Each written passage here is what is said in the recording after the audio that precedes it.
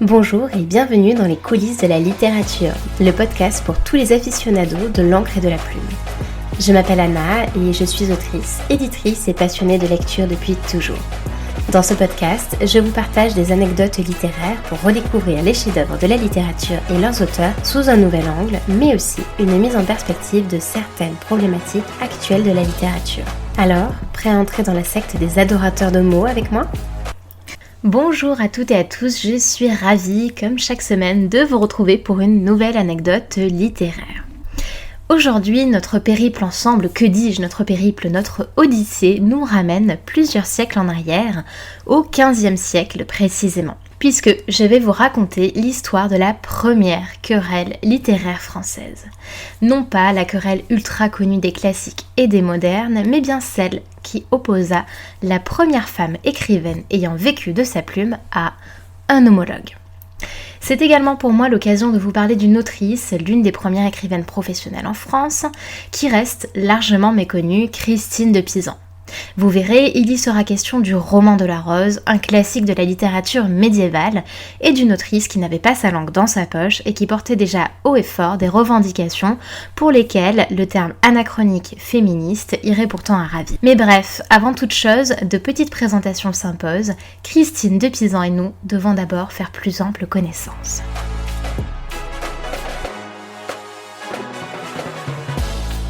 Christine de Pisan naît à Venise en 1364. Son père, le médecin et astrologue Thomas de Pisan, lui prodigue une éducation lettrée, chose particulière à l'époque, alors que de manière générale, et encore plus en tant que femme, on n'en avait généralement pas vraiment le droit ni le privilège. La famille émigre en France lorsque son père, célèbre conférencier d'astrologie à l'université de Bologne, est appelé à Paris par nul autre que le roi Charles V en 1368. Paraît-il que Thomas de Pisan était éminemment réputé pour ses prédictions et qu'en réalité il n'avait de médecin que le titre, puisque ce dernier lui servait surtout à se protéger vis-à-vis de l'Église qui considérait toute forme de voyance comme une hérésie. Apparemment, Charles V n'était pas aussi regardant que le clergé, et c'est pour cela que toute la famille de Pisan arriva donc dans notre royaume. Alors que son père prenait grand plaisir à faire son éducation dans les sciences comme dans les lettres, ce serait apparemment la mère de Christine qui aurait fait blocage, ainsi qu'elle exprime dans La Cité des Dames, dont je vais vous reparler juste après, en disant, je cite, « Ton père, grand astronome et philosophe, ne pensait pas que les sciences puissent corrompre les femmes. Il se réjouissait au contraire, tu le sais bien, de voir tes dispositions pour les lettres. Ce sont les préjugés féminins de ta mère qui t'ont empêché, dans ta jeunesse, d'approfondir et d'étendre tes connaissances, car elle voulait te confiner dans les travaux d'aiguille qui sont l'occupation coutumière des femmes. » Fermez la citation. Toujours est-il que Christine de Pisan ne se place pas trop mal malgré tout, puisqu'elle fréquentait quotidiennement la cour de Charles V et que cela lui permit de commencer à composer des pièces lyriques assez tôt. Néanmoins, la véritable bascule dans sa vie, sa rencontre décisive avec l'écriture, se fit après son mariage. À l'époque, l'usage, heureusement révolu, voulait qu'une jeune fille était en âge de se marier dès ses 15 ans. Sitôt qu'elle eut ses fameux 15 ans, Christine, ni une ni deux, son père lui choisit un mari, Étienne de Castel, un noble, issu d'une famille riche de Picardie, qui possédait un office de notaire du roi. Auprès du roi plutôt. Christine et Étienne se marient en 1380, elle a 15 ans, lui en a 24. Mais, contre toute attente, et heureusement pour eux, c'est un mariage heureux et ils auront ensemble 3 enfants. Hélas, les choses commencent à se gâter la même année, car en 1380, soit l'année du mariage de Christine, j'espère que vous suivez toujours, est également celle de la mort de Charles V. Évidemment, c'était quand même le protecteur de la famille, et lorsqu'il disparaît, ce sont presque toutes les faveurs dont jouissait la famille, et surtout Thomas de Pisan, qui disparaissent. Il se retrouve progressivement laissé de côté, et ainsi il revient à Étienne de Castel, le mari de Christine donc, de subvenir aux besoins de toute la maisonnée. Double coup du sort, puisque en 1387, Étienne de Castel, ce mari bien aimé de Christine, meurt brutalement d'une épidémie, avec la même année, à peu près, en tout cas, d'après nos sources, la mort et le décès donc de Thomas de Pisan. Christine a alors 3 enfants à sa mère et une nièce à sa charge, et ce qui fait que, d'un coup, les 2 hommes de la famille, Thomas et Étienne, meurent, ce qui fait que cette période qui suit ces décès-là est à la fois difficile sur le plan émotionnel, on s'en doute, mais également sur le plan financier. Je me permets également une petite mise en contexte historique, puisque normalement au Moyen-Âge, dans la mesure où une femme n'est pratiquement rien sans mari, si ce dernier meurt, elle a quand même intérêt à se remarier fils à fissa, ne serait-ce que d'un point de vue financier. En plus de ça, une veuve est considérée à cette époque comme une personne dangereuse, un peu trop légère d'un point de vue de la moralité. Si je récapitule donc, à l'époque, une veuve a 2 choix. 1. Entrer au couvent pour pleurer son mari pour l'éternité, et donc choisir Dieu comme second époux, ou 2, de manière un peu plus pragmatique, se trouver un nouveau mari, pas trop mal, pour assurer le budget de la famille. Sauf que Christine, assurément moderne à bien des égards, comme nous le verrons un peu plus loin, eh bien, elle choisit la 3e option. Elle choisit de devenir homme de lettres. Et oui, car le qualificatif femme de lettres n'existe pas encore. Et dans ses écrits, elle mentionne que de femelle, elle devint mâle. On appréciera le sens de la tournure. Sa carrière littéraire démarre donc à la fois par un approfondissement de son propre bagage culturel, puisqu'elle passe des années et des années à lire et à se former, mais également par de nombreuses dettes laissées par son père et son mari, qui impliquent une certaine austérité financière et dextérité que Christine de Pisan va devoir apprendre pour reprendre en main les rênes du budget familial.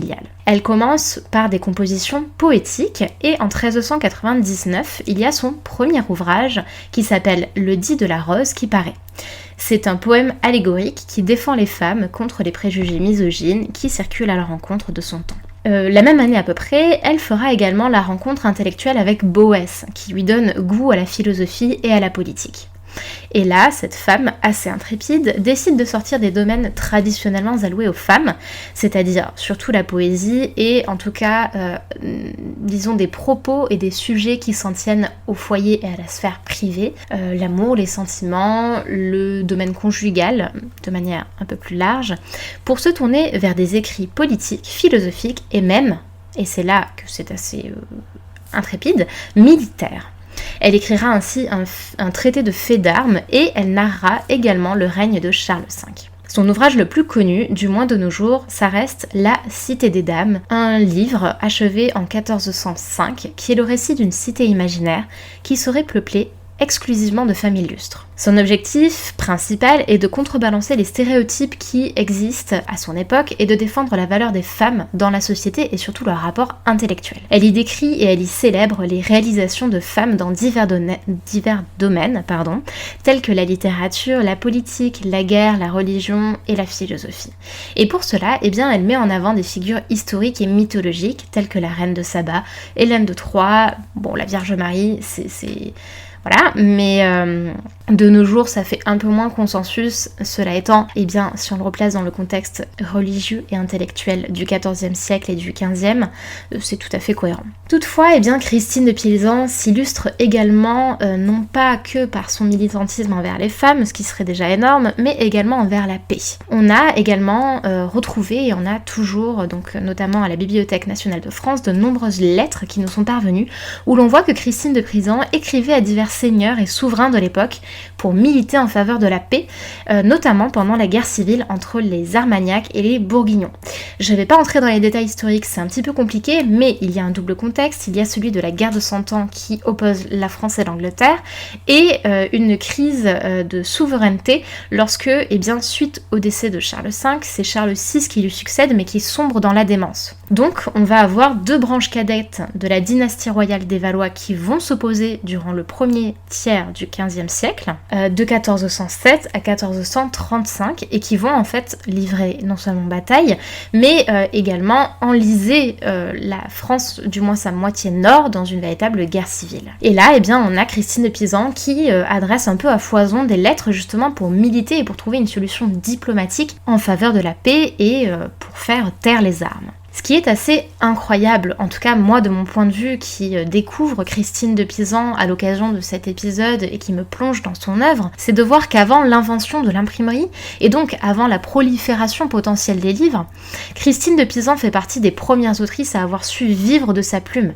C'est quand même assez fou parce que ces manuscrits devaient être reproduits à la main. Or, on sait, en tout cas dans une estimation assez plausible, que le bénéfice qu'elle tire de ses livres, d'après ses écrits et ses témoignages notamment, est estimé entre 100 et 150 livres parisis, c'est-à-dire que son revenu littéraire atteint un niveau analogue à celui qu'elle avait connu du vivant de son mari, qui avait quand même une charge de notaire auprès du roi, ce qui n'est pas rien. Ce qui veut donc dire que ses écrits lui permettent d'entretenir non seulement toute la maisonnée, avec sa mère, sa nièce, ses 3 enfants à charge, mais également de garder le même train de vie à la cour que ce qu'elle avait auparavant. Encore une fois, c'est assez dingue quand on sait que les écrits, à cette époque-là, les livres, ne circulaient pas avec la même facilité qu'aujourd'hui. La cour d'ailleurs, parlons-en, puisque Christine de Pisan réussit là encore le tour de force, je vais arrêter de dire qu'elle est extraordinaire, mais je le redis encore une fois tout de même, en tant que femme, d'être écoutée et appréciée non seulement à la cour, mais également par les familles influentes de son temps. Par exemple, c'est à la demande du duc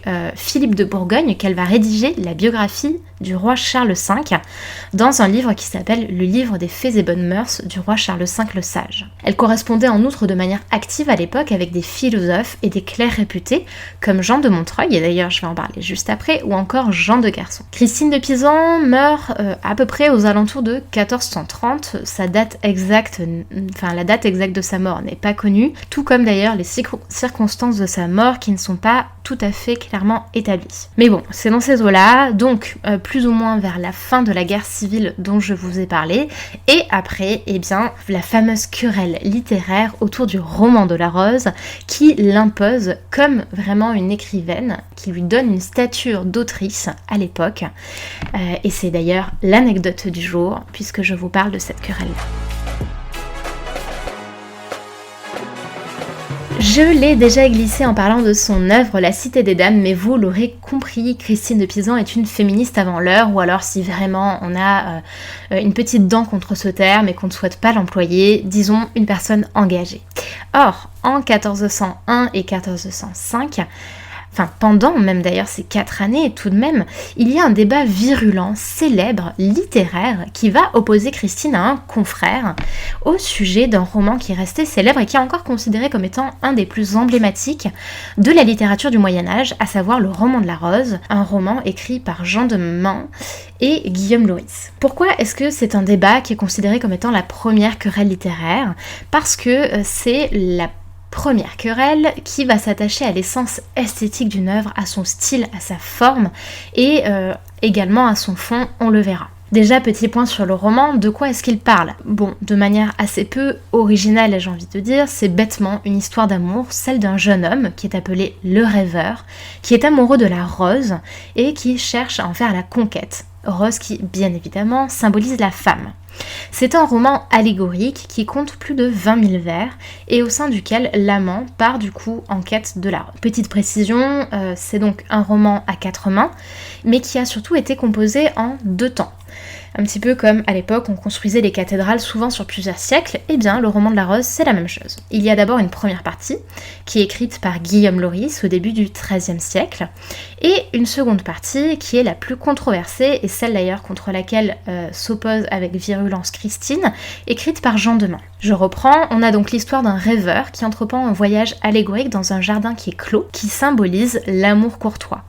Dans cette quête, ce rêveur qui cherche à atteindre la rose, objet de son désir amoureux, va décrire son approche de la rose, les obstacles qu'il rencontre sur son chemin, etc., etc. L'objet de la controverse, c'est celle de la seconde partie, rédigée par Jean de Meun, qui est beaucoup plus longue et surtout beaucoup plus tortueuse, puisque Jean de Meun développe de nombreux thèmes différents. Donc il y a des discussions certes sur l'amour, jusque-là c'est assez convenu, mais également sur la morale, la philosophie, la politique et la religion. Il y incorpore des critiques sociales et des commentaires sur la société de son époque. Il y a une nature plus satirique du propos et des opinions parfois radicales, et c'est ça que Christine de Pisan va attaquer. Alors attention, ce n'est pas Christine qui démarre la querelle, c'est Jean de Montreuil, un homme lettré qui fut jadis secrétaire du roi Charles V, qui va rédiger un éloge de l'œuvre de Jean de Meun, donc de cette seconde partie, et Christine qui va réagir à cet éloge en 1401 dans une lettre ouverte où